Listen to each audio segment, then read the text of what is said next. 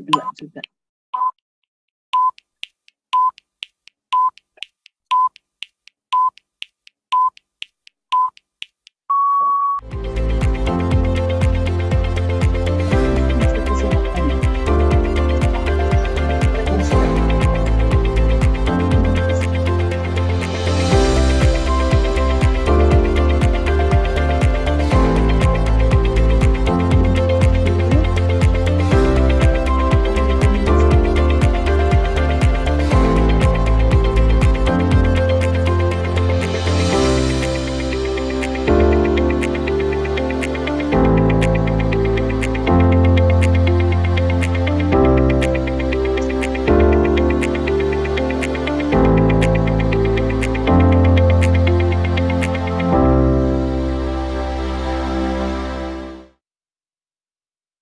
Assalamualaikum warahmatullahi wabarakatuh. Selamat sore dan selamat datang di ASHOGI. Apa saja kutanya Himpunan Onkologi Ginekologi Indonesia. Alhamdulillah tidak serasa sore ini kita sudah memasuki ASHOGI seri ke-72. Dan ASHOGI ini merupakan webinar online series yang diselenggarakan oleh HOGI dan menjadi wadah diskusi seputar permasalahan dan kasus-kasus terkait onkologi ginekologi. Seperti minggu-minggu sebelumnya, kembali lagi bersama saya Dr. Hoirunisa sebagai host yang akan menemani sore Anda berbincang-bincang tentunya bersama dengan ASHOGI. Dan tidak bosan-bosannya kami mengucapkan terima kasih kepada rekan sejauh dokter, SPOG umum, ginekolog onkologi, serta para guru besar yang telah meluangkan waktunya dan secara konsisten mengikuti seri ASHOGI dari minggu ke minggunya. Selama 1 jam ke depan kita akan membahas dan berdiskusi bersama para narasumber yang sudah pakar di bidangnya dan tentunya untuk kasus-kasus yang bermanfaat untuk praktek klinis kita sehari-hari. Untuk seluruh peserta yang hadir akan mendapatkan sertifikat ber-SKPID dan kehadiran akan tercatat secara otomatis melalui sistem Zoom. Selama acara kami harapkan kepada seluruh partisipan ASHOGI untuk dapat berpartisipasi secara aktif, baik dengan mengajukan pertanyaan secara langsung dengan menekan tombol raise hand terlebih dahulu, atau dapat menuliskan pertanyaannya di fitur Q&A yang telah kami sediakan. Dan sebelum memulai diskusi kita pada sore hari ini, izinkan saya terlebih dahulu memperkenalkan 2 orang narasumber dan moderator yang telah berkenan hadir di tengah-tengah kita, yang akan berbagi pengalaman serta update ilmunya dengan kita. Yang pertama yaitu Dr. Saradina MKet OG Spesialis Obstetrik Ginekologi Subspesialis Onkologi. Beliau merupakan konsultan onkologi ginekologi dari Fakultas Kedokteran Universitas Sumatera Utara. Selamat sore Dr. Saradina. Assalamualaikum, selamat sore Mbak Nisa. Waalaikumsalam dok. Dan narasumber kita yang kedua yaitu Dr. Endi Cahyono, Spesialis Obstetrik Ginekologi Subspesialis Onkologi. Beliau merupakan konsultan onkologi ginekologi dari Fakultas Kedokteran Universitas Diponegoro Semarang. Selamat sore Dr. Endi. Selamat sore, Assalamualaikum Mbak Lisa. Waalaikumsalam. Dan moderator kita pada sore hari ini adalah Profesor Dr. Laila Nurana, Spesialis Obstetrik Ginekologi Subspesialis Onkologi. Beliau merupakan konsultan onkologi ginekologi dari Fakultas Kedokteran Universitas Indonesia Jakarta, sekaligus sebagai Ketua Satgas Lesi Prakanker HOGI. Selamat sore Prof. Laila. Halo, selamat sore. Assalamualaikum Mbak Nisa dan semua. Waalaikumsalam. Baik, sore hari ini sedikit berbeda dengan seri ASHOGI sebelumnya karena sore ini kita akan lebih fokus pada video session. Masih melanjutkan pembahasan mengenai kanker serviks di bulan Mei ini setelah kita membahas tentang bagaimanakah peranan HPV dalam screening, kemudian tata laksana HPV tes positif dan tes PAP yang abnormal. Sore ini kita akan melengkapinya dengan materi mengenai video session terapi ablasi pada lesi prakanker serviks. Namun sebelum kita menginjak pada sesi diskusi, saya akan mengundang Ketua HOGI untuk memberikan sedikit sambutan dan sekaligus membuka acara ASHOGI pada sore hari ini.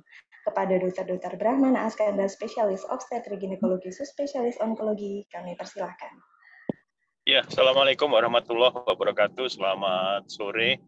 Yang saya hormati Prof. Laila Nurana, Dr. Saradina, Dr. Endi. Ini ada Bu Sekjen ngawal acara ini minggu ke minggu, Dr. Taufan, dan Dr. Hoirunisa, dan Dr. Birama. Jadi topik siang hari ini, sore hari ini itu penting. Kenapa saya bilang penting?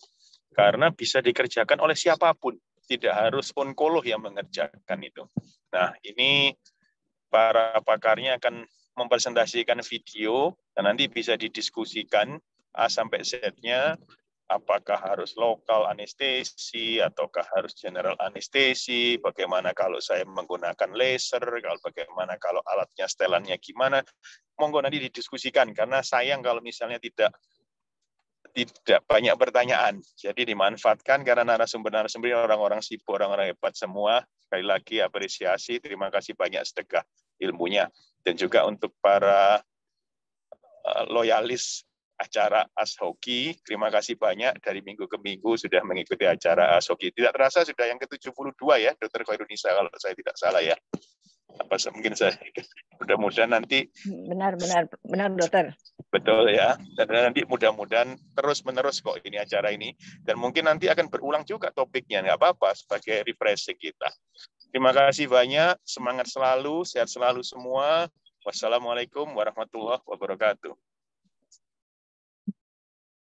Waalaikumsalam warahmatullahi wabarakatuh.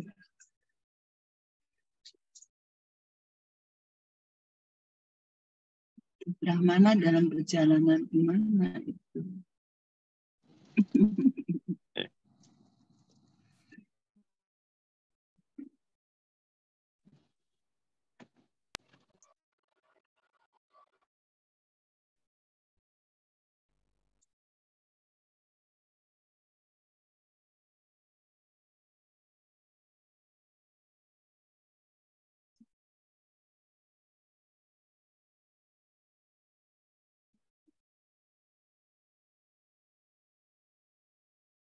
Mungkin ada kendala ya, koneksi Dokter Nisa ya.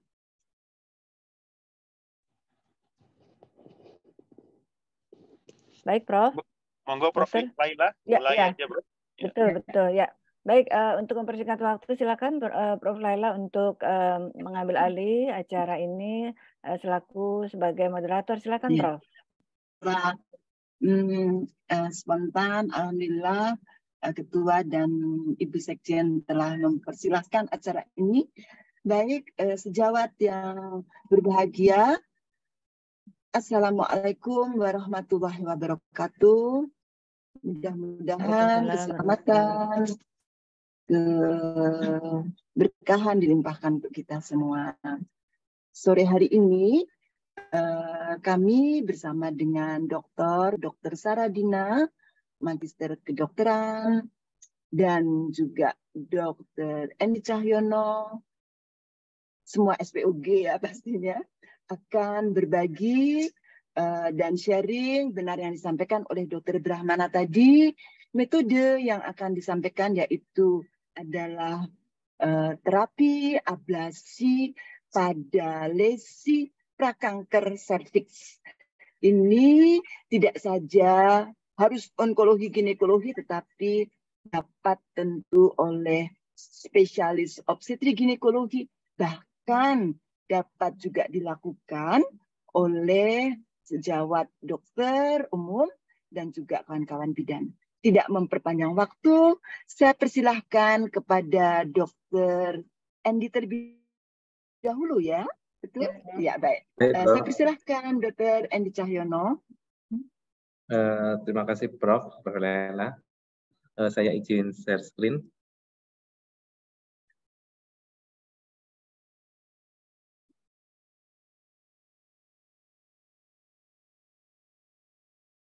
Assalamualaikum warahmatullahi wabarakatuh. Selamat sore. Mungkin sudah terlihat ya. Ya. Hari ini saya akan mendapat kebagian dari Prof. Laila mengenai terapi ablasi, khususnya tentang krioterapi. Kita tetap mengingat dulu refreshing bahwa angka kanker serviks cukup masih tinggi berdasarkan kelompkan tahun 2020, 24,4 per 100.000 perempuan di Indonesia menderita kanker serviks.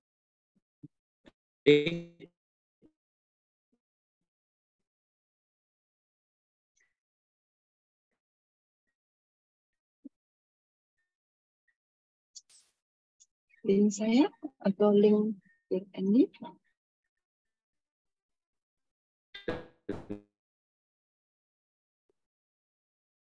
Kelihatannya koneksi Dr. Endi, Prof.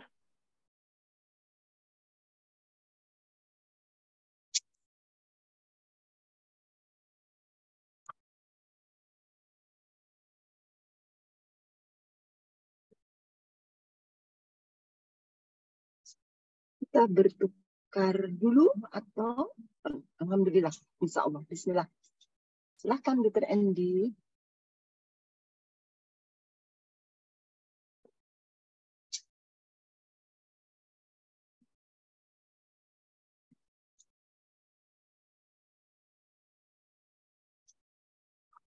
Maaf, Prof, tadi sempat terputus. Nggak apa-apa. Saya lanjutkan, Prof.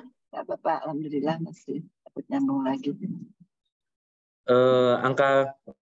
Untuk angka kematian karena kanker serviks masih cukup tinggi juga, 14,4 per 100.000 perempuan di Indonesia. Kemudian kita tahu bahwa penyebabnya sudah human papillomavirus ya, yang high risk, di mana human papillomavirus itu akan masuk melalui mikroabrasi pada sel epitel serviks, kemudian akan berintegrasi dengan sel epitel pada serviks. Kita sudah kemarin di ASOGI sebelum-sebelumnya juga sudah membahas mengenai metode deteksi dini kanker serviks meliputi IVA, Pap smear, human papillomavirus test ya, dan lain-lainnya.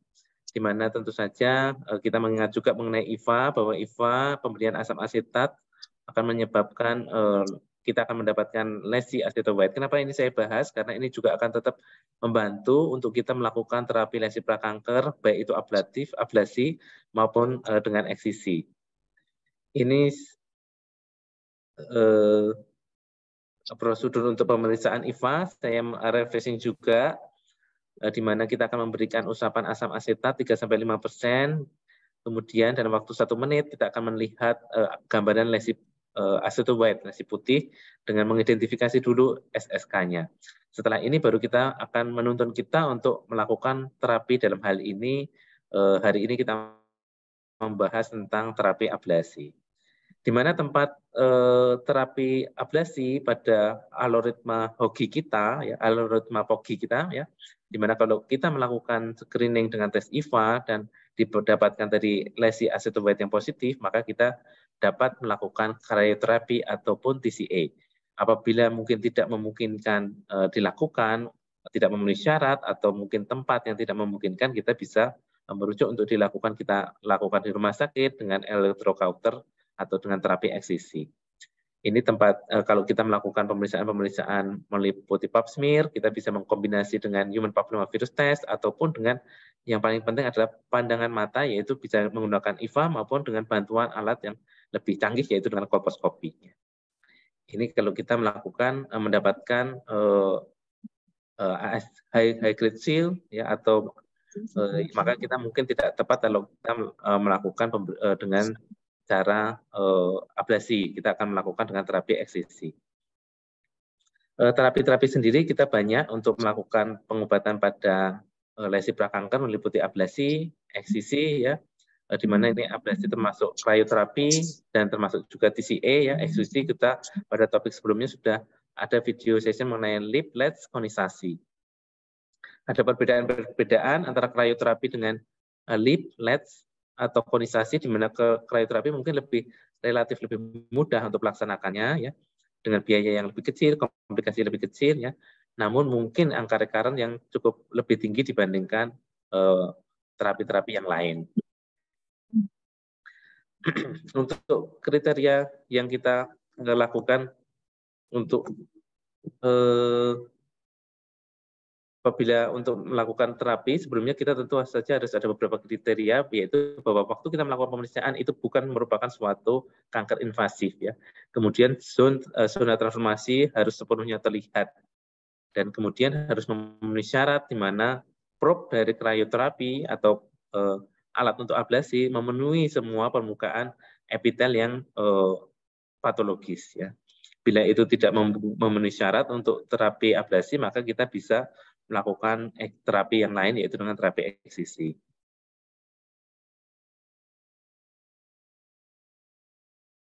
Ini, ya, hasil screeningnya positif, lesi sesuai dengan kriteria ablasi WHO tadi, ya, dan tidak ada kecurigaan untuk minim invasif atau karsinoma serviks. Berikut adalah alat krioterapi yang mungkin sudah sering dipakai atau sering dilihat, ya, karena juga kita di pelaksanaan program nasional di puskesmas juga terdapat alat-alat ini, ya. Bagaimana krioterapi? Biasanya krioterapi itu bertujuan membentuk bunga es pada lapisan epitel yang dengan tujuan untuk melakukan nekrosis, di mana biasanya akan mempengaruhi 7 mm ketebalan. Jadi apabila ternyata itu lesinya terlalu tebal seperti high grade, ya mungkin terapi ablasi dengan krioterapi kurang tepat untuk penggunaannya. Biasanya untuk krioterapi ukuran serviknya harus normal, ya, batas lesinya tampak jelas, meliputi 2 kuadran atau kurang dan tidak ada kecurigaan mikroinvasif. Bila ternyata lesinya terlalu luas dan tidak masuk dalam probe dari krioterapi, mungkin kurang efektif untuk penggunaan dari terapi ablasi dengan krioterapi ini. Ya. Ini tadi yang mempengaruhi efektivitas krioterapi, luasnya, probe-nya, suhu yang mampu dicapai, ya, baik menggunakan gas N2O atau CO2. Ini untuk videonya. Biasanya kita sebelumnya kita lakukan dulu identifikasi pada serviks, kemudian tetap sebelumnya diberikan bantuan dengan asam asetat untuk melihat luas lesinya sebelum kita melakukan pengobatan dengan krioterapi. Kita menggunakan krioterapi biasanya selama frozen selama 3 menit, ya, bisa dijeda tiap 15 menit untuk 15 detik defrost, ya, supaya gas efektif untuk membentuk bunga es. Bunga es ini memang ditujukan untuk mematikan sel-sel yang abnormal pada permukaan epitel. Namun apabila ketebalannya tadi terlalu tebal, mungkin tidak akan sampai menembus lebih dari 7 mm.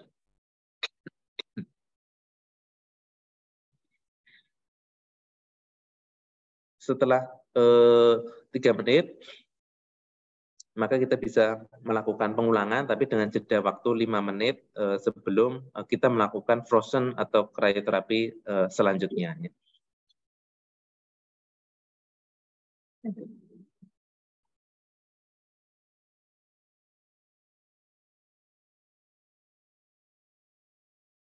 Ya, ini setelah terbentuk bunga es, ya, kita nanti akan melakukan evaluasi setelah 2 minggu untuk melihat bagaimana proses perbaikan, ya, dan kemudian efek samping yang dikeluhkan pasien.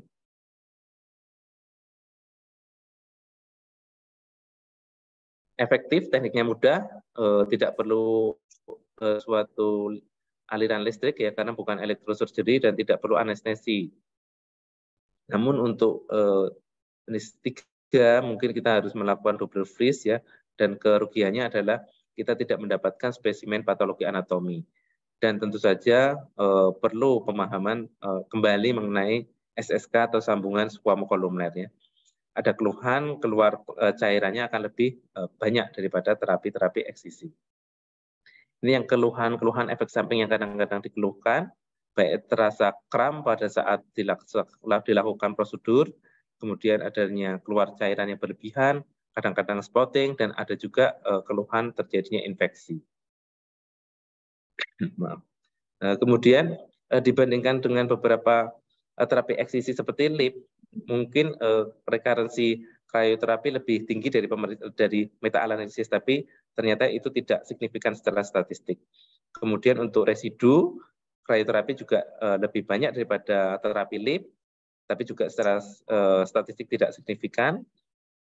Untuk terjadinya perdarahan, spotting 24 jam pertama lebih resiko dibandingkan terapi LIP atau elektrosurgery, krioterapi lebih kecil. Dan untuk terjadinya stenosis pada serviks secara signifikan tidak ada signifikansi secara statistik baik krioterapi maupun LIP. Terima kasih Prof, mungkin itu yang sementara bisa saya sampaikan. Terima kasih banyak Dr. Andy, bukan main kita dapat mencerna insya Allah dengan mudah. Baik, kita lanjutkan. Berikutnya kami mohonkan Dr. Saradina untuk mungkin menyampaikan untuk menjadi bahan diskusi kita nanti. Saya persilakan Dr. Saradina. Terima kasih Prof. Apakah sudah kelihatan saya punya slide, Prof? Kelihatan, tampak jelas. Terima kasih, Prof. Assalamualaikum warahmatullahi wabarakatuh. Selamat sore. Insya Allah kita sehat semua. Terima kasih ke Prof. Laila, Ibu Sekjen. Kita memulainya, mungkin ini tadi Dr. Endi sudah menyampaikan bahwa kanker serviks bahwa merupakan kanker yang terbanyak pada wanita. Kedua, ya sudah disampaikan, dan WHO juga sudah sangat repot dengan kondisi seperti ini, sehingga pada tahun 2018 Sekjen WHO mengatakan bahwa ini harus dieradikasi. Nah, timbullah ada 3 kata kunci dari WHO, yaitu 90, 70, 90%, di mana 90% ini adalah mengidentifikasi adanya kelainan pada serviks, ya, baik lesi prakanker maupun kanker yang harus ditata laksanai. Ya. Oleh karena itu, penanganan lesi prakanker harus ditata laksanai sesuai dengan apa yang bisa ada pada kita SPOG ataupun konsultan onkologi, ya. Jadi tadi ini sudah disampaikan oleh Dr. Endi bahwa kanker serviks itu diawali dengan HPV infeksi, kemudian ada cervical carcinogenesis dan terjadinya precancer. Nah, kalau kita melihat seperti ini, harusnya kanker serviks itu tidak terjadi kalau kita dapat mengidentifikasi dan menata laksanai lesi prakanker sehingga tidak terjadi kanker serviks di kemudian hari. Nah, tadi juga Dr. Endi sudah menyampaikan beberapa algoritma untuk lesi prakanker, ya, di mana untuk lesi prakanker selain terapi eksisi juga bisa dilakukan terapi ablasi, di mana perbedaannya adalah terapi eksisi adalah merupakan terapi surgical, sementara terapi ablasi adalah yang non surgical atau topikal, di mana ada perbedaan keuntungan dan kerugian. Kalau terapi eksisi kita mendapat jaringan, sementara terapi ablasi kita tidak mendapat jaringan untuk diperiksakan histopatologinya. Dan tetapi ada juga keuntungannya. Untuk terapi eksisi itu harus mempergunakan kamar operasi misalnya ataupun anestesi, sementara untuk terapi ablasi kita tidak perlu menggunakan anestesi, ya, dan penyembuhannya lebih cepat, ya. Jadi untuk terapi ablasi itu ada thermal ablation yang di sini termasuk coagulation, cauterization, dan cryoterapi. Tetapi juga ada yang disebut dengan TCA. TCA, trichloroacetic acid, ya, di mana prinsip daripada terapi ablasi adalah hanya merusak jaringan, tidak memotongnya. Nah, apa itu trichloroacetic acid? Ya, trichloroacetic acid dengan merupakan asam monokarboksilik, ya, yaitu acetic acid, yang dimana 3 gugus hidrogennya berubah menjadi digantikan dengan atom klorida, ya. Jadi dia merupakan carcinogenic agent, ya, yang harus dipergunakan dengan hati-hati, ya. Jadi TCA ini, istilahnya TCA, umumnya dipergunakan oleh dokter spesialis kulit, di mana mereka mempergunakan TCA sebagai peeling untuk pengelupasan daripada epidermal kulit, ya. Jadi destruksi dengan sel TCA itu, ya, dengan cara denaturasi protein atau keratocoagulation, yang akhirnya nanti akan terlihat seperti lapisan putih yang menutupi kulit. Jadi TCA ini bersifat superficial peeling, ya, yang menyebabkan pengelupasan kulit di bagian permukaan, tapi juga dapat terpenetrasi lebih dalam, ya, berdasarkan dengan dosis dari TCA yang kita pergunakan, variasi dari kulit, dan lokasi anatomis pada proses pengaplikasinya. Jadi apa yang disebut dengan superficial peeling itu yaitu hanya merusak dermis dan sambungan dermoepidermal. Penetrasinya yang medium dapat sampai menembus ke dermis atau reticular dermis dengan kadar 35-50%. Efek toksik bertujuan menekan proliferasi keratinosit, sintesis kolagen, sintesis protein, dan metaloproteinase oleh fibroblast. Kondisi tersebut terjadi 6-12 jam pasca paparan TCA dan belum terjadi nekrotik. Setelah 24 jam baru terjadi nekrotik. Oleh karena itu, usapan daripada TCA ini dapat menyebabkan adanya keluarnya cairan-cairan nanti setelah pemberian. Jadi kita ulang lagi bahwa TCA itu menyebabkan lapisan paling atas kulit itu mengering, terkupas dalam beberapa hari sampai berapa minggu. Saat mengelupas akan terjadi lagi regenerasi, akan terjadi dan menghasilkan lapisan baru. Ya, makin tinggi larutan TCA, makin dalam penetrasi. Jadi TCA diindikasikan bagian kulit yang mengalami keratosis karena dapat melakukan regenerasi lebih cepat. Oleh karena alasan inilah maka TCA masih bisa kita pergunakan untuk lesi prakanker serviks, di mana lesi prakanker serviks itu epitelnya adalah epitel superficial yang bisa dilakukan pengelupasan dengan TCA dan akan terjadi regenerasi nantinya setelah paparan daripada TCA ini. Nah, ini seperti kita ketahui bahwa jaringan normal dari serviks adalah ada pembagiannya, superficial, intermediate, parabasal, dan basal, di mana kita ketahui kalau sudah melebihi daripada ketebalan 0,3 mili, ya dia sudah akan menembus trauma yang kita sebut dengan kanker serviks. Jadi dia sebelum 0,3 mili ini, ya jaring bila TCA dapat melakukan penetrasi, maka seluruh sel yang ada di atas permukaan basement membran ini dapat dilakukan pengelupasan oleh TCA. Nah, TCA memiliki kadar masing-masing ya untuk penetrasi ke sel epitel. Selama ini yang pernah juga digunakan oleh sejawat dokter kulit memberikan TCA konsentrasi 80-90% pada kasus kondiloma acuminata. Ya, jadi pada penelitian untuk lesi prakanker serviks dibutuhkan kadar 85%. Pada penelitian Glacier pada tahun 2016, pemakaian TCA 85% pada lesi prakanker memberikan keberhasilan terapi sekitar 81,6% dalam follow-up 3 bulan setelah pemaparan. Nah, jadi bagaimana kita mendapatkan larutan TCA yang 85% ini? Di pasaran ada yang menjual TCA yang sudah berkonsentrasi, ya. Jadi ada beberapa yang sudah dipasarkan sudah siap pakai. Tetapi kita pun masih bisa mempergunakannya dengan membuat larutan itu sendiri, yaitu dengan membeli kristal TCA 100 gram.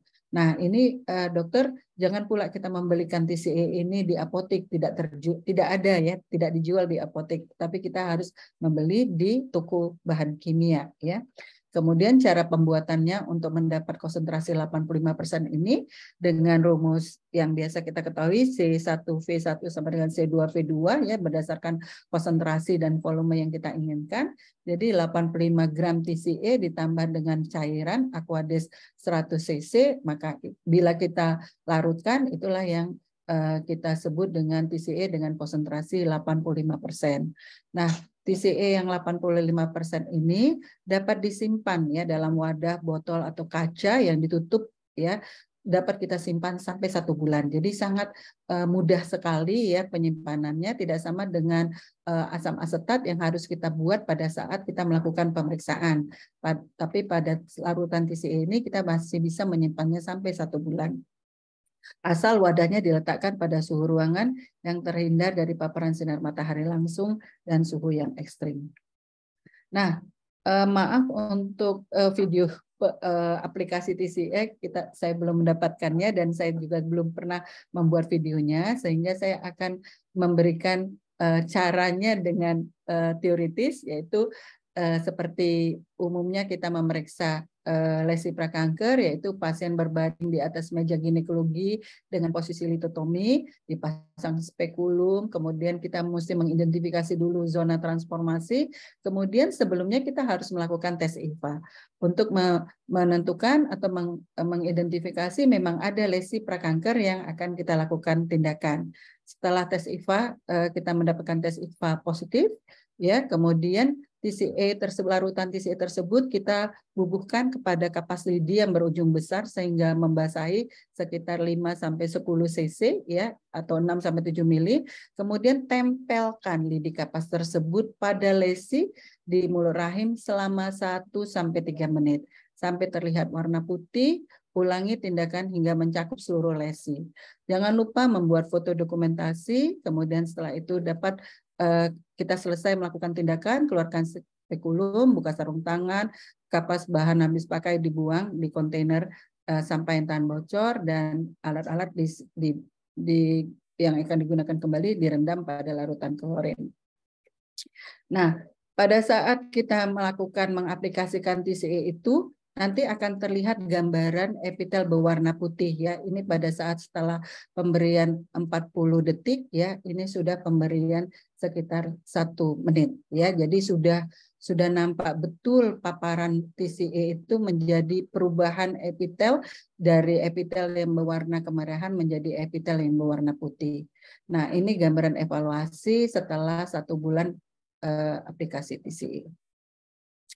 Nah, kenapa kita harus memakai konsentrasi 85% ya. Jadi konsentrasi 85% ini sudah dilakukan penelitian sebelumnya dari Geisler pada tahun 2016 didapati pemberian asam asetat 86% pada kasus-kasus lesi prakanker, kemudian dievaluasi 8 minggu setelah pemberian melalui kolposkopi, biopsi, sitologi, dan HPV testing, didapati adanya dari 241 pasien didapati adanya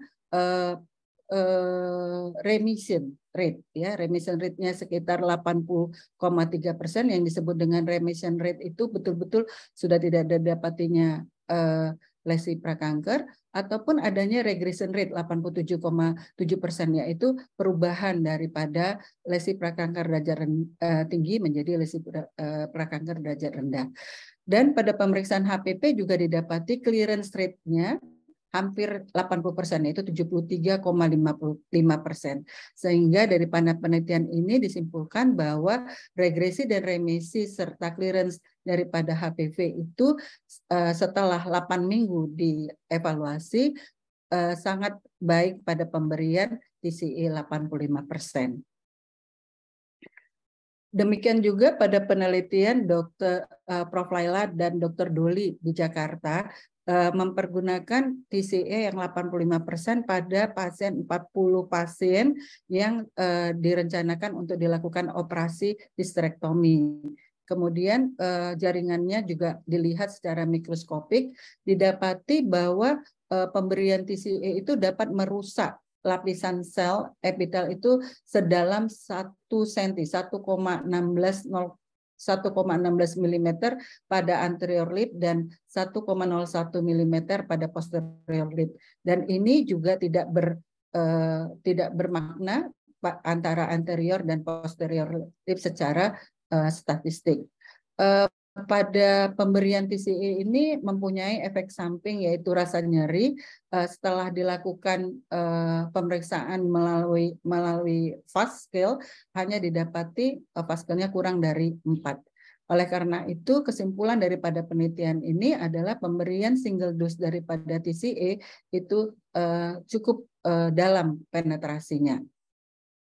Kemudian juga pada tahun 2022 ini sudah ada juga penelitian fase 2 ya, jadi langsung pada kelompok penelitian disebut dengan TRISIN, yaitu Trial on Efficacy of Topical Trichlorotic Acid in Patient with cervical intraepithelial neoplasia ya. Jadi ini pada penelitian 2022 juga didapati bahwa pemberian TCA yang 85% ini mempunyai angka remisi sekitar 75,5%.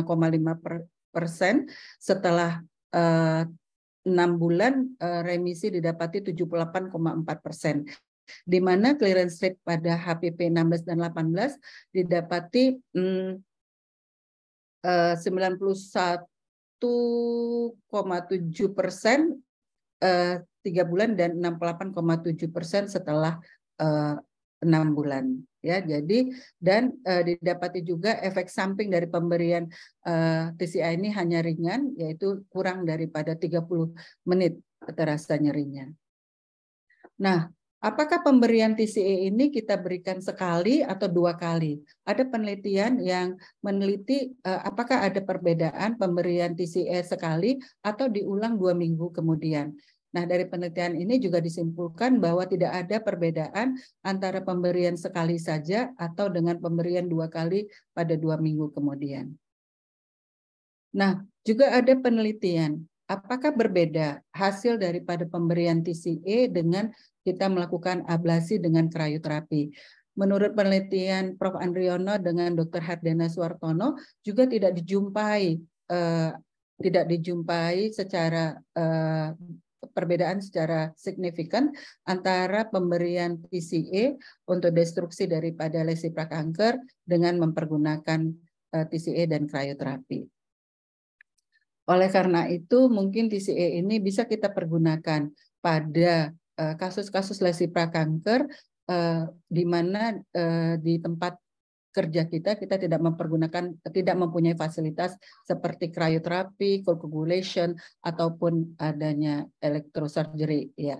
Nah, ini memang kerjanya Dr. Tovan bersama Prof. Laila ya, sudah meminta HTK ke Kemenkes RI, mudah-mudahan pada tahun ini bisa di-approve ya. Kemarin yang kita mendapat kabar gembira bahwa yang sudah di-approve HTA-nya adalah HPV DNA dengan IVA. Ya, jadi untuk pemberian TCA kita doakan sehingga pada tahun 2030 ini juga di-approve oleh Kemenkes RI. Terima kasih. Demikian saja dulu Prof yang bisa kita sampaikan. Kemudian kita akan kembali ke diskusi. Terima kasih Prof. Laila. Terima kasih Dr. Saradina, bukan main. Jadi bersama kesulitan ada kemudahan. Tidak selamanya terapi lesi prakanker itu sulit ya. Tadi kalau kita menyimak dengan krioterapi, bahkan tadi dengan TCA itu sangat memudahkan, karena kalau kita ketemu yang positif tidak diterapi itu adalah sia-sia, begitu barangkali ya. Baik, saya menunggu mengundang sejawat lainnya untuk mengajukan pertanyaan. Silahkan dapat mengajukan pertanyaan langsung.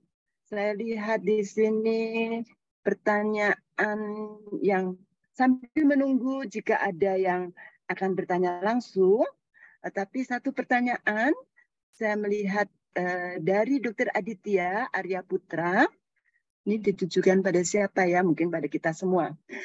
Assalamualaikum warahmatullahi wabarakatuh. Selamat sore dokter, mohon izin bertanya, apabila evaluasi pasca krioterapi IVA-nya positif kembali, apa pilihan apa saja yang dapat dilakukan? Baik, saya rasa untuk krioterapi mungkin kepada dokter Andy ataupun mungkin Dr. Saradina juga dapat menambahkan ya. Saya persilahkan Dr. Andy. Ya, terima kasih Prof untuk pertanyaan dari Dr. Aditya Arya Putra. Ya. Bagaimana kalau kita sudah melakukan krioterapi, kemudian setelah evaluasi ternyata screening positif lagi ya. Mungkin tadi dari penelitian-penelitian memang angka krioterapi kalau bila dibandingkan dengan eksisi itu memang lebih tinggi ya, meskipun tidak secara statistik tidak signifikan, tapi apabila kita berulang mungkin kita bisa menggunakan modalitas lain seperti misalnya kita lakukan LIP atau LED seperti itu, dengan keunggulan kita memiliki hasil histopatologi sehingga kita bisa mengevaluasi apa yang kita lakukan krioterapi kemarin, sudah dilakukan krioterapi, ini kok terjadi rekarensi, apakah memang ada sesuatu yang lain seperti itu, apakah ini mungkin histopatologinya CIN3 seperti itu ya. Jadi kalau saya sih Prof, saya Dr. Saradina, saya usulkan untuk ganti modalitas bisa dengan terapi eksisi. Ya mungkin saya menambahkan, saya setuju dengan Dr. Andy ya, bahwa apabila kita sudah gagal ya ataupun terjadi rekurensi pada terapi ablasi, kita akan memilih terapi yang lain untuk lesi prakanker, yaitu terapi eksisi. Terapi eksisi bisa dengan LEDs ya. Jadi kita bisa mendapat jaringan, itu yang paling penting sehingga kita dapat melakukan pemeriksaan secara histopatologi. Mungkin itu aja dulu, Prof. Baik, terima kasih. Tetapi ada juga pertanyaan, tapi saya tuh belum gapek gitu loh pakai lip gitu. boleh nggak ya saya pakai di rumah sakit saya atau di klinik saya ada kauter begitu. Boleh nggak ya? Mungkin ada yang bertanya seperti itu. Waktu itu saya pernah ada kawan di Banten ya. Saya belum itu biasa dengan pakai lip. Memang sih sebetulnya relatif mudah, tetapi mungkin perlu biasa ya. Bagaimana pandangan kita atau jawaban kita ya? Saya boleh nggak di klinik atau di rumah sakit saya ada alat kauter begitu? Ada kauter yang ada bolt, ada kauter yang mungkin hanya untuk misalnya untuk membakar saja. Bagaimana ya? Apakah kita setuju? Mungkin silakan Dr. Andy atau Dr. Saradina. Ya, mungkin Prof, pemakaian kauter pada kondisi itu adalah sama dengan terapi cryo yang tadi kita lakukan, hanya melakukan terapi ablasi, jadi hanya merusak daripada sel. Tadi karena kasusnya itu adalah rekurensi, sehingga kita memilih terapi yang lain selain terapi ablasi. Tetapi kalau memang awalnya kita mendapat lesi prakanker, IVA positif, ya kita bisa mempunyai pilihan selain tadi memakai TCE atau cryo, mempergunakan kauter pun juga boleh. Prinsipnya adalah merusak jaringan ablasi.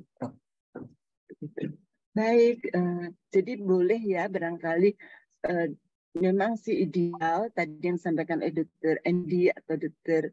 Saradina ya, kalau gagal mungkin ya bagusnya sih di lip begitu ya, supaya kita juga dapat PA-nya. Tetapi ini masih tampak putih boleh ya, jadi kita lakukan kauter atau mungkin kok ada yang bold begitu ya. Baik, sejawat teman-teman yang berbahagia, mungkin ada yang bertanya langsung? Kalau belum, ada pertanyaan berikutnya lagi dari anonim, yaitu pertanyaannya adalah apakah ada syarat lesi prakanker yang dapat diobati dengan TCE? Dan kemudian apakah ada efek samping setelah diobati TCE? Serta kapan pasien harus kontrol setelah terapi TCE? Memang menarik ini ya, TCE ini memang menjadi salah satu opsi bagi kita Opskin ya. Silahkan mungkin siapa yang akan berkenan menjawab? Ya, terima kasih Prof. Ya, jadi memang terapi TCE ini merupakan terapi alternatif bagi kita apabila kita tidak mempunyai alat ablasi selain yang lain ya. Jadi TCE masih bisa kita pergunakan dengan konsentrasi 85%. Nah, apakah ada syarat? Tidak ada syaratnya ya Prof, selama kita memang dapat mendiagnosis pada kasus ini adalah kasus lesi prakanker. Misalnya kita mempergunakan diagnosis dengan mempergunakan IVA. Nah, pada saat kita melakukan IVA, kita nampak lesinya, kita ulaskan atau usapkan tadi larutan TCE 85% tadi. Nah, apakah efek sampingnya? Ya, efek sampingnya ada nyeri, tetapi dari penelitian yang kita sampaikan tadi bahwa hanya nyeri ringan ya selama 30 menit. Kemudian juga kalau kita mempergunakan fast scale cuman di bawah 40. Itu menurut penelitian Prof. Laila ya Prof di Jakarta. Kemudian apakah yang harus dipersiapkan setelah kita melakukan TCE? Tadi tidak saya sampaikan di slide, yaitu tunda sanggama minimal 1 minggu, karena pasti jaringan yang kita lakukan ablasi akan terjadi peluruhan sehingga keluar cairan karena akibat proses denaturasi protein yang kita lakukan dengan cairan yang peeling tadi. Kemudian kontrol 1 minggu kemudian untuk menilai pemulihan, ya. Kemudian efek samping bisa saja terjadi, misalnya akan terjadi infeksi atau perdarahan. Kalau misalnya terjadi kondisi-kondisi seperti itu, bisa kita berikan antibiotik tambahan. Ya, terima kasih Dr. Saradina. Ya, mungkin ada yang akan ditambahkan. Terima kasih Dr. Saradina.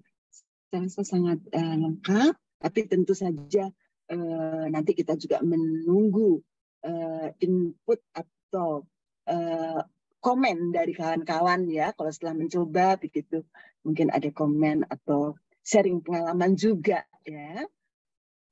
Saya bacakan Teman-teman, apakah ada yang sejawat ada yang mau bertanya langsung?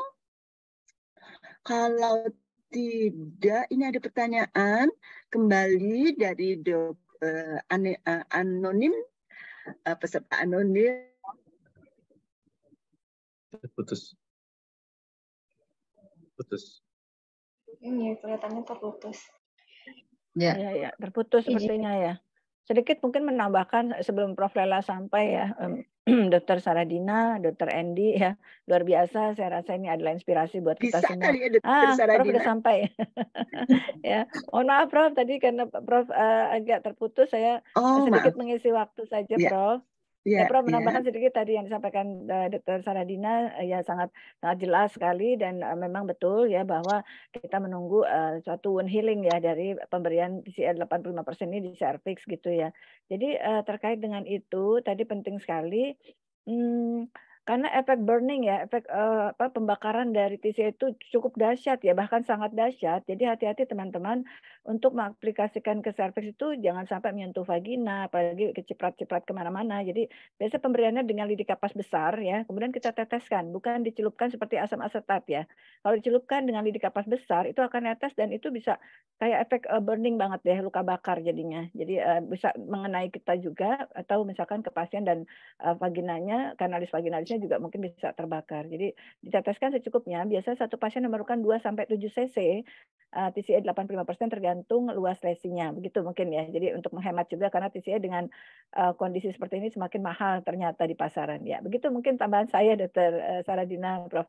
Laila, ya, Dr. Endi. Ya, makasih Dr. Taufan, makasih. Saya lanjutkan barangkali ya, ada pertanyaan. Mungkin saya baca, belum saya simak. Yang pertanyaan kedua, Prof, apakah sebelum dilakukan TCA pasien harus pap smear dulu? Oh ya, itu bagus sekali pertanyaannya. Atau bisa dengan hasil IVA positif saja tanpa pap smear? Iya. Pastilah ya, Prof. Ini seru nih, ini seru Dr. Dina ya.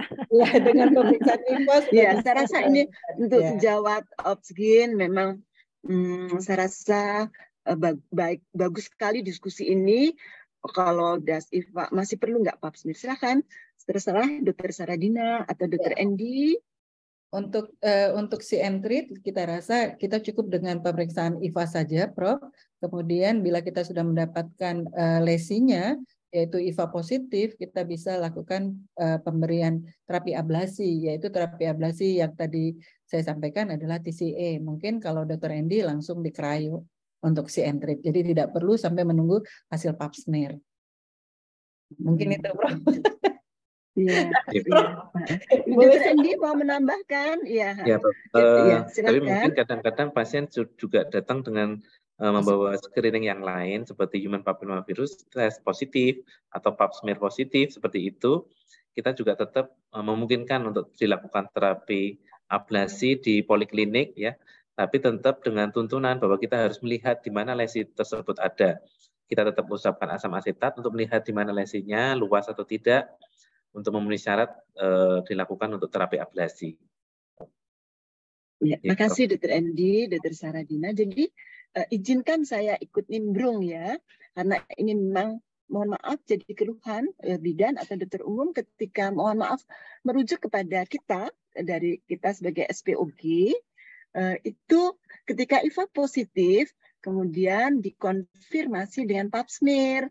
Ketika pap smear negatif, maka dikembalikan. Mungkin jadi tidak boleh sih di pap smear, tapi jangan menggantung.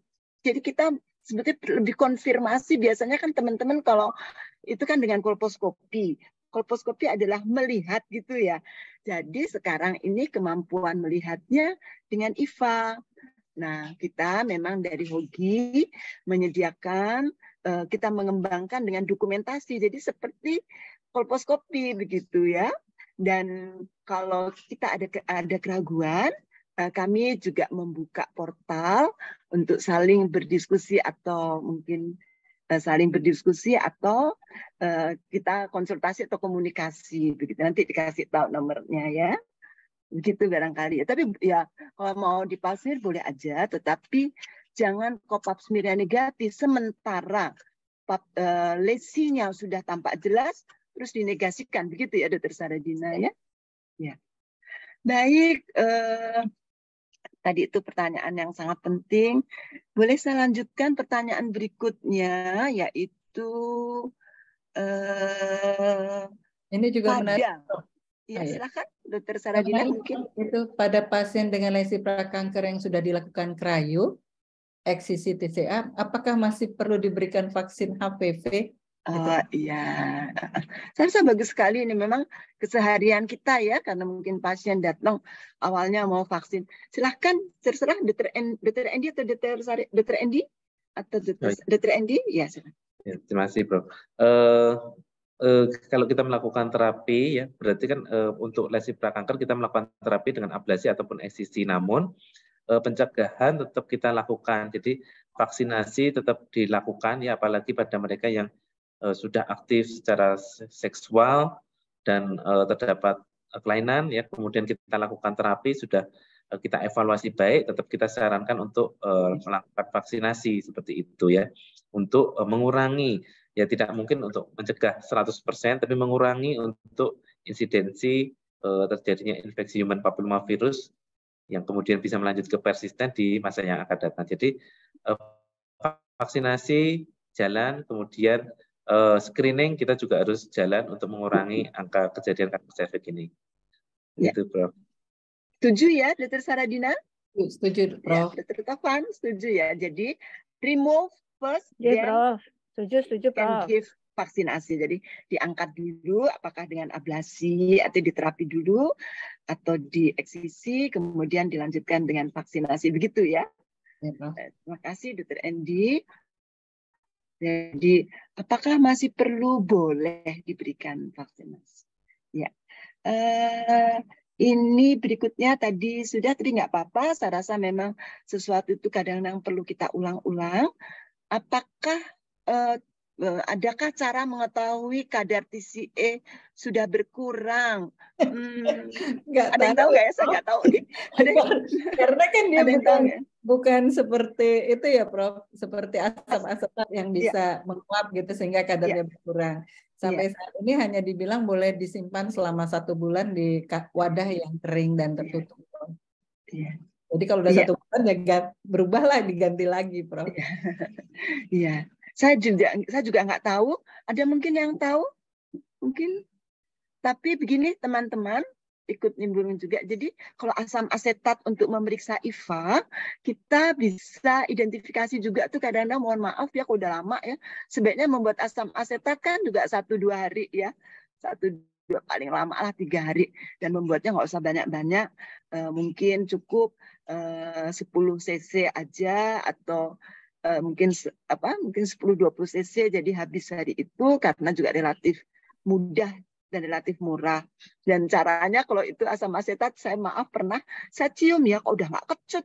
Bener, hari itu 50 orang nggak ada yang positif gitu ya. Jadi asam asetat. Tapi kalau ini mungkin tadi saran Dr. Saradina ya disimpan 1 bulan. Sementara itu jawaban kita ya. Ya. Mungkin Prof, boleh Prof, saya nimbrung juga, Prof. Iya, silahkan. Iya, jadi sesama ya. Ini kita nimbrung ya, Prof. Izin ya, Prof. Dr. Saradina, Dr. Endi. Silahkan. Ya, jadi memang betul, saya setuju ya. Kalau kita ini kan ini ya teknis sekali di lapangan ya. Jadi kalau kita lihat dari positivity rate ya, IFA itu kan di populasi umum cuma 2-5% ya. Jadi artinya di antara 100 orang kita periksa itu mungkin akan kita dapatkan hanya 2-5 orang saja yang positif ya kan. Jadi kalau kita lihat dari kebutuhan TCA itu cuma 2-7 cc per orang. Kalau misalkan kita kebetulan ambil aja maksimal dia 5 orang, kita periksa 100 orang gitu ya. Jadi 7 kali 5 gitu ya kan 35 cc gitu ya. Kalau misalkan 50 paling-paling kita dapetin maksimal 3 orang lah gitu ya. Jadi 3 kali 7 21 cc. Jadi mungkin tadi kalau rumus pembuatan TCA katakanlah 85%, 80 gram ditambahkan 100 cc Aquades. Jadi kita bikin aja seperempatnya misalkan ya 25 cc air gitu ya ditambah dengan 85 gram dikali seperempat gitu ya. Jadi kira-kira 21 gram TCA. Dapatkan 25 cc. Jadi nggak bakalan misalkan kita nyimpan berbulan-bulan gitu ya. Sekali dadakan aja kalau memang kita mau buat. Tapi kalau di pasaran ada, mungkin kita beli yang cc-nya tidak banyak begitu. Itu sih teknis sekali Prof ya. Atau nuwun Prof. Ya, makasih Dr. Tovan. Ya. Jadi teman-teman karena waktu tinggal 5 menit ya. Mungkin kita selesaikan, ada pertanyaan, jika prop lesi tidak tertutup dengan prop cryo, bisa digunakan dengan TCA sebagai alternatif. Apakah demikian atau lebih baik dirujuk untuk terapi eksisi? Nah, mungkin ini silahkan. Mungkin Dr. Andy atau Dr. Jadi dari penelitian belum ada Prof yang menyatakan kombinasi pemberian TCA dengan cryo. Tapi penelitian yang menyatakan bahwa hasil daripada cryo hampir sama dengan pemberian TCA gitu. Mungkin ya selanjutnya kalau terjadi baru kita lakukan eksisi, Prof. Iya, betul sekali, Dr. Saradina. Dr. Andy mungkin mau menambahkan, tapi ya, memang teman-teman, oh ya silahkan Dr. Andy. Ya, Prof, itu kan pertanyaannya tadi mungkin bila krioterapi tidak memenuhi syarat karena mungkin terlalu luas sehingga propnya tidak menyampai, itu mungkin bisa dilakukan TCA karena kan TCA kita bisa notol-notol luas seperti itu ya. Tapi mungkin kalau itu sangat tebal sekali, kalau kita misalkan memakai IVA kan tampak tebal sekali, cepat putihnya, seperti itu berarti kan sangat dalam, ya mungkin eksisi lebih tepat seperti itu. Tapi kalau keuntungan dari TCA, masalah dibandingkan cryo adalah terutama karena tidak tergantung ukuran luasnya propnya tadi. Mungkin itu lebih fleksibel untuk TCA. Dr. Saradina, Prof. Prof, itu ada Dr. Doli, Prof, peneliti. Oh iya, ya Dr. Doli pernah mengkaji, membuat kajian tentang, wah lengkap banget nih ya sore ini nih. Makasih Dr. Doli berkenan. Jadi Dr. Doli beliau mengkaji tentang kedalaman TCA. Beliau komen karena TCA itu kristal murni, insya Allah stabil begitu ya. Jadi walaupun tadi disampaikan ya kita buatnya nggak usah banyak-banyak 1 bulan, tapi dengan komennya Dr. Doli, beliau mengkaji kedalaman TCA untuk melihat efektivitasnya begitu. Makasih Dr. Doli. Nah, ada juga nih pertanyaan, waktunya sudah berapa menit lagi ya Dr. Anissa? Tinggal 1 menit lagi, Prof. Oh iya, baik. Saya ingin menambahkan teman-teman. Ya. Tadi mulainya agak telat, Prof. 4 menit, Prof. Tadi mulainya jam boleh 16.34. Ya. Nggak korupsi waktu ya. Ya baik. Jadi saya ingin satu lagi ya teman-teman. Jadi TCA ini kadang-kadang, jadi kalau teman-teman melakukan lip gitu ya, terus kita ada relatif salah satu itu kan ada berdarah gitu ya, terus kita cold koagulasi, bisa dibantu itu dengan TCA. Jadi kalau kita baca buku-buku kolposkopi, lip atau LEDS itu ada monsel gitu ya. Nah monsel untuk memberhentikan perdarahan, rembesan gitu, TCA juga bisa. Nah ini mungkin salah satu manfaatnya gitu. Pernah kami ada pasien CA cervix itu setiap 2 hari itu tamponnya basah. Kemudian waktu itu bolak-balik ya, jadi walaupun sedang diradiasi tamponnya basah. Kemudian tampon itu kami berikan TCA dan kami dep. Alhamdulillah itu nggak harus 2 hari diganti. Jadi itu salah satu manfaatnya juga.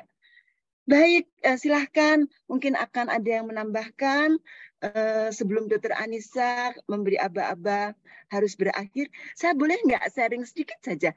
Teman-teman, pembicaraan ini mungkin tidak cukup 1 jam ini, tetapi silahkan teman-teman jika akan bergabung, kami dari Hogi, gimana caranya ini ya? Saya bantu sharekan, Prof. Oh sudah di-share ini tentang, oh ya makasih Dokter. Jadi teman-teman bila ingin kita berdiskusi lebih offline, silahkan kami dari Hogi akan menyiapkan suatu workshop manajemen lesi prakanker serviks nanti di Prapit Jogja. Teman-teman akan mendapat apa ya, sebetulnya sudah tahu kali ya teman-teman, tapi gimana kolposkopi itu secara mudah, kolposkopi make it easy tadi, bagaimana kita membuat dokumentasi IFA yang jelas dan telemedicine DuIFA, kemudian menjadikan DuIFA itu sebagai mini kolposkopi, jadi yang kita kantongin tuh mini kolposkopi, kemudian kita perdalam. Mungkin Dr. Tovan akan juga lebih tentang TCA, mohon teman-teman yang lainnya bisa bergabung. Tentu juga kita ada workshop tentang lip dan LEDs, serta trik konisasi begitu ya, dan untuk yang mempermudah kita latihan dengan CD IFA interaktif. Jadi silahkan dicatat 21, silahkan mungkin di googling di pengumuman announcement PIT, nah ini PIT Jogja. Makasih Dr. Anissa. Baik, karena kita sudah lebih ini waktunya, barangkali kita harus akhiri ya, Dokter. Ini ada statement dari Dokter tadi kok Dokter Endi dulu. Saya persilahkan Dokter Saradina dahulu. Terima terkait kasih. dengan TCA. Terima kasih Prof. Laila. Saya hanya menyimpulkan pada lesi prakanker sebetulnya bisa kita deteksi dari awal, kemudian bisa kita lakukan tindakan dari awal sehingga terjadinya kanker serviks bisa dicegah. Dan salah satu pemberian atau tata laksana daripada kanker adalah terapi ablasi. Kalau kita tidak mempunyai alat seperti krioterapi, kita bisa mempergunakan larutan TCA untuk terapi ablasi tersebut. Dan di sini juga ada pertanyaan, apakah itu merupakan kompetensi SPOG? Ya, itu kompetensi SPOG. Ya. Makasih Dr. Saradina. Silakan Dr. Endi. Terima kasih Prof. Untuk banyak lesi prakanker kita banyak alat untuk melakukan screening, juga multimodalitas untuk terapinya. Jadi tidak ada kata kita tidak bisa atau tidak ada alat seperti itu, karena pilihan untuk melakukan terapi pada lesi prakanker cukup banyak, dari TCA, krioterapi, kauterisasi, kemudian kita bisa eksisi, lip LEDs, tergantung dengan modalitas yang mungkin kita ada di masing-masing tempat kerja kita. Terima kasih, Prof. Baik, terima kasih Dr. Saradina. Terima kasih Dr. Endi. Tentu tidak lupa kami ucapkan juga terima kasih kepada semua sejawat yang telah bergabung di forum Hogi. Apa saja kutanya pada Hogi. Kalau tanpa yang bergabung, maka pembicaraan kami bertiga, berempat, berlima ini tidak ada maknanya. Sekali lagi terima kasih. Mungkin kita juga mohon maaf ya Dr. Saradina, Dr. Endi, jika apa yang kami sampaikan mungkin ada yang kurang tepat. Kesempurnaan hanya milik Allah. Saya kembalikan kepada Dr. Anissa. Baik, terima kasih Prof. Laila. Luar biasa, sudah lengkap dan komprehensif sekali pemaparan dari kedua narasumber dan moderator kita. Terima kasih kami ucapkan untuk Dr. Saradina, Dr. Endi Cahyono, Prof. Laila, Dr. Tovan. Baik, kalau bisa disimpulkan untuk topik kita mengenai terapi ablasi, jadi terapi ablasi pada lesi prakanker bisa dilakukan dengan krioterapi maupun pengaplikasian TCA. Dan metode ini tergolong murah, mudah, tidak membutuhkan anestesi. Namun, prosedur ini memiliki kekurangan, yaitu tidak mendapatkan spesimen untuk pemeriksaan PA. Baiklah, tidak terasa hampir 1 jam kita berdiskusi, sampailah kita di akhir acara. Semoga bahasan kita membawa banyak manfaat, dan kami ucapkan terima kasih atas perhatian dan atensi seluruh partisipan ASOGI. Sedikit pemberitahuan kembali untuk rekan sejawat ginekologi yang ingin mendalami lebih lanjut dan untuk meningkatkan kompetisi diagnosis dan manajemen lesi prakanker, dapat mengikuti workshop manajemen lesi prakanker Prapit POGI pada tanggal 21 dan 22 Juli 2023 di Yogyakarta. Dan untuk registrasi bisa menghubungi ke sekretariat atau panitia PITHOGI. Baiklah, jangan lupa untuk kembali mengikuti seri ASOGI ke-73 hari Rabu tanggal 31 Mei 2023 pukul 15.30 waktu Indonesia bagian Barat tentang video session terapi eksisi lesi prakanker serviks. Sampai jumpa di ASOGI seri berikutnya. Kami undur diri. Wassalamualaikum warahmatullahi wabarakatuh. Waalaikumsalam. Terima kasih.